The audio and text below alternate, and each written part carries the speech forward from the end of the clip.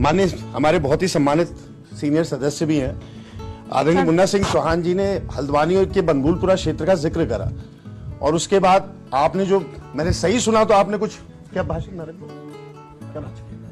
हाँ आपने शायद कुछ नरक शब्द का इस्तेमाल करा। तो मैं सर एक सेकंड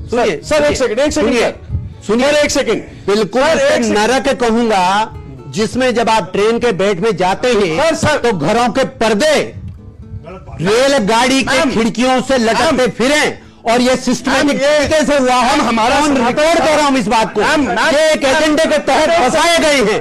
मैं रिकॉर्ड पे कह रहा हूं, एक एजेंडे के तहत ये बसाए गए और एक एजेंडे के तहत ही दूसरे जगहों पे भी बसाने का काम हो रहा है। मैं रिकॉर्ड कर रहा हूं, मुझे भी अधिकार इस बात को कहने का। एक एजेंडे के तहत बसाए गए। आपने तो बोल दिया, एक सेकंड, एक एजेंडे के तहत। एक सेकंड सर, आप विद्वान व्यक्ति हैं, अब आप सुनिएगा मेरी बात।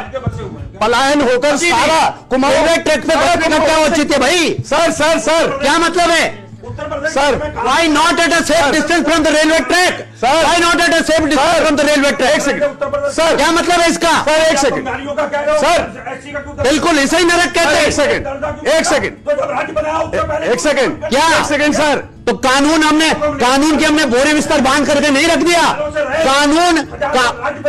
कानून के तहत ही राज्य बना और देश का कानून राज्य में लागू होगा। बिल्कुल देश का जो कानून है लागू होगा, हमें बोलने का मौका दे। देश का जो कानून है वो लागू होगा। देखिए ऐसा कोई झींगा मुश्किल से केवल बोर्ड के खातिर कोई बोर्ड के रीजन है अंदर an agenda, nobody should be allowed to do it.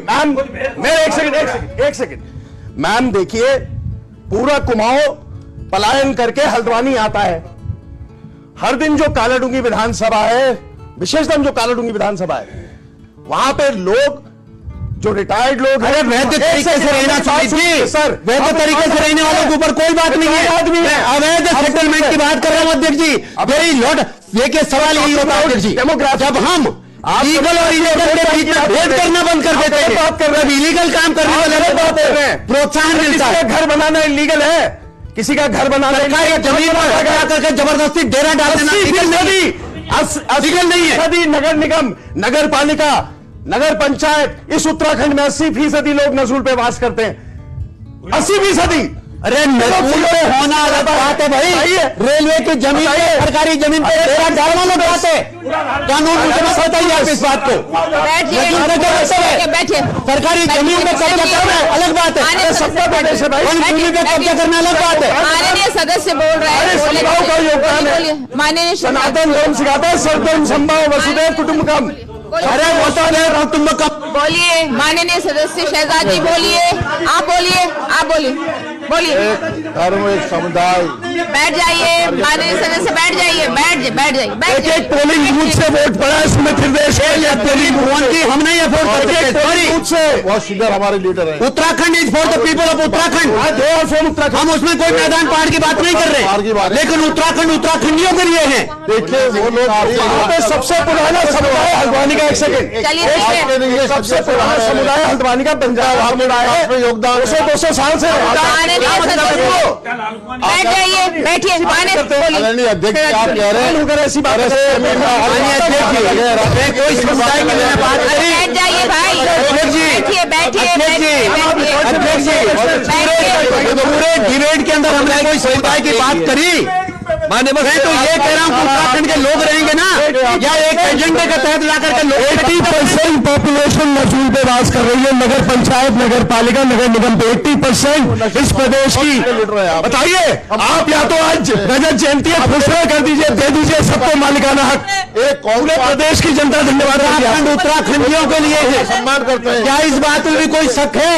माननीय अध्यक्ष जी, उत्तराखंडियों के लिए इस बारे में तो कोई शक नहीं ना। उत्तराखंडियों के लिए है कि नहीं? हिंद के लोग बाहर के प्रदेशों में नहीं जाते क्या? या कब्जा था हिंदू? जाइए, मैंने कब कहा? मैं तो 1000 बार कह रहा हूँ, आइए कारोबार करिए। उत्तराखंड बता दीजिए, हिंद वाले बाहर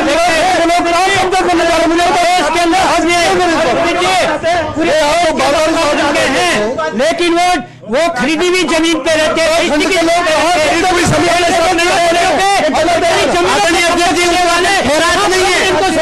उत्तराखंड खैरात नहीं है। आपकी सरकार में मालिकाना हक दिया, आपने तय करेगा। ये मजाक वाली बात है। ये काम करिए, निकलिए, लेकिन इसका मतलब कब्जा करेंगे। आप मेरे ये उत्तराखंड के हमारे सुभाष नगर के लोगों के मकान तोड़ोगे, आवास विकास के तोड़ोगे। जब भाजपा की सरकार जो लोग बैठे हैं उन्हें भूमिधरी अधिकार नहीं दे पा रही है तो उसे अतिक्रमण का नाम दे रही है, अतिक्रमण का नाम दे रही है। अतिक्रमणकारी कितने बना दी? वो नहीं उत्तराखंड तो हाईकोर्ट के घर पे लिस्ट में लेके पहुंचे हो। ये ना सरकार का काम क्या है? एक मिनट। सरकार का काम क्या है? आप जो भूमिधरी जमीनों में बैठे हैं सरकारी में, उपनेता जी, माननीय सदस्य जी, आप डायरेक्टली बात करनी तो बाहर चलते हैं। नहीं माननीय अध्यक्ष जी, नहीं, अगर आप अध्यक्ष जी मैं तो आपके द्वारा बात कर रही हूँ। माननीय अध्यक्ष जी मैं तो आपके द्वारा बात गरीब आदमी वहाँ से वहाँ नहीं बात कर आदरणीय अध्यक्ष जी, आप यहाँ बात करिए। अध्यक्ष जी आप कहते हैं सरकारी आप जमीन, मुझसे बात करिए ना। फॉरेस्ट की सरकारी जमीन अलग है, राजस्व की सरकारी जमीन अलग है। नहीं, हर चीज की एक चीज मैम ये फैक्ट है। सरकार की जिम्मेदारी है, जो सरकारी जमीनों में बैठे हैं आप उनसे कर लीजिए, उन्हें परमानेंट कीजिए ना। अब आपने अपनी बात के लिए आप जिनको अधिकार नहीं दे पा रहे हैं अतिक्रमणकारी कहते रहे। बोलिए, आप बोलिए, बाकी बैठिए आप लोग। अध्यक्ष जी ये नारा भी नहीं चलेगा जो जमीन सरकारी वो जमीन हमारी है, ये नारा नहीं चलेगा।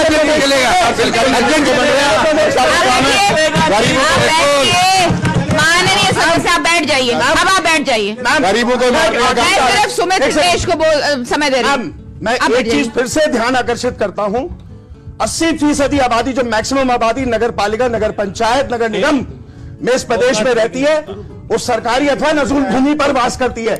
आज रजत जयंती है, आप घोषणा करके सबको मालिकाना हक दे दीजिए। माननीय उत्तराखंड वासियों को सदस्य मैं बधाई देता हूं।